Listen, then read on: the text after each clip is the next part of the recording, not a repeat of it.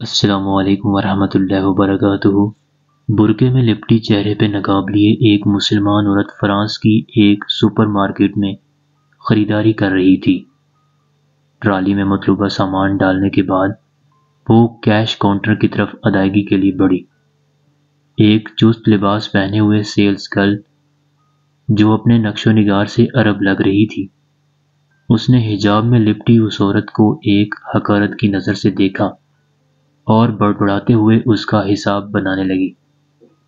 حجاب میں لپٹی عورت خاموش کھڑی تھی، لیکن اس کی خاموشی سیلز گرلز کے لیے مزید جھنجھلاہٹ کا باعث بنی۔ بولی، پہلے کیا کم مسائل ہیں فرانس میں ہم مسلمانوں کے لیے؟ روز ایک نئی مصیبت کھڑی ہوتی ہے۔ تمہارا یہ نقاب ہی تو ان مسائل کی جڑ ہے۔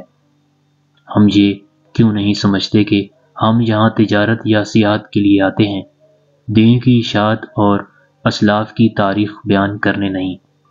اگر تم اتنی ہی دیندار ہو تو واپس جاؤ اپنے وطن اور جیسے چاہو رہو، ہماری جان چھوڑو۔ پردہ دار خاتون نے اپنا پرس کاؤنٹر پر رکھا اور اپنے چہرے سے نقاب ہٹا دیا۔ نیلی آنکھیں، سنہرے بال، یورپی نقوش، کہنے لگی، میں خاندانی فرانسیسی ہوں۔ یہ فرانس تمہارا نہیں، میرا وطن ہے، پر میرا دین اسلام ہے۔ بات اور کچھ نہیں ہے، بات صرف یہ ہے کہ تم نے اپنے دین کو بیچ دیا ہے اور میں نے اسے خرید لیا ہے۔